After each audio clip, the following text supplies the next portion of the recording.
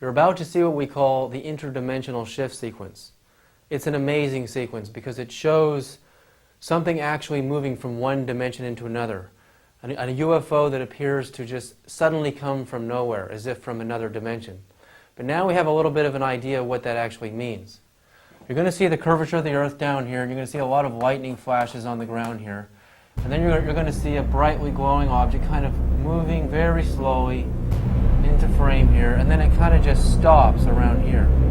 And there'll be a lot of what appear to be, again, what NASA will try to tell us are shooting stars or meteorites streaking by, some of them actually leaving the Earth. You're going to see things coming straight in and disappearing into the clouds. It's really a powerful scene. But watch up here. At about this point in the screen, keep your eyes focused there, because all of a sudden, out of the black void of space, above the Earth, a disk with the familiar shape just suddenly, out of nowhere, just appears. How did this happen? The space shuttle's actual cameras, the black and white cameras that we're looking at, can see into the near ultraviolet, a frequency of light that humans can't see because it's too high in energy. We know that if the UFO is actually mass vibrating at a high frequency wave state, all the UFO has to do is go into a higher level of energy, and it can simply suddenly disappear.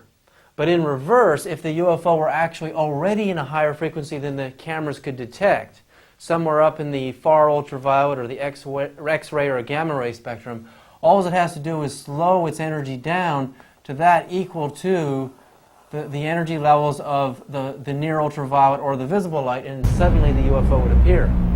I remember in 1968 when I saw the first and only daylight UFO I'd ever seen.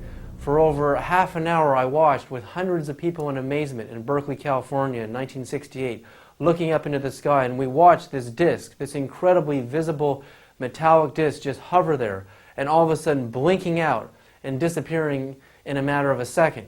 It didn't accelerate and go somewhere else, it actually just disappeared.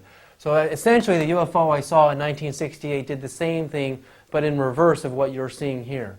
This UFO is doing the opposite. It's slowing down in energy and suddenly just appears in our dimension, and all of a sudden it just kind of drifts by, and you'll see a lot of other exciting things in this part of the video.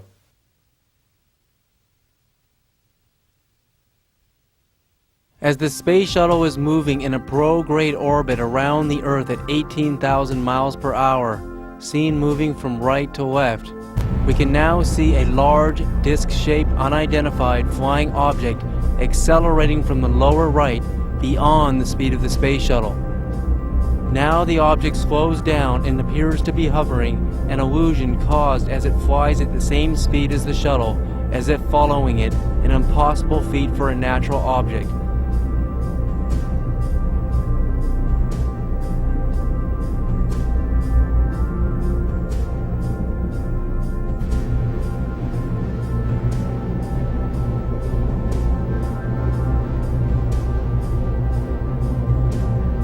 We see lightning flashes down on the ground and objects moving in all sorts of different directions down below.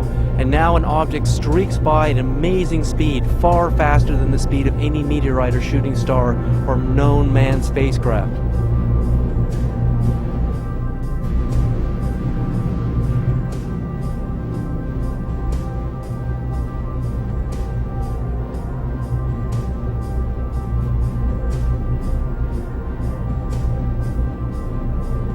Now in the center of the screen, we can see an unidentified flying object suddenly appearing, giving off a tremendous luminosity as it appears to be moving from the higher dimension of energies into a dimension where the visible wavelengths of the camera could observe its light.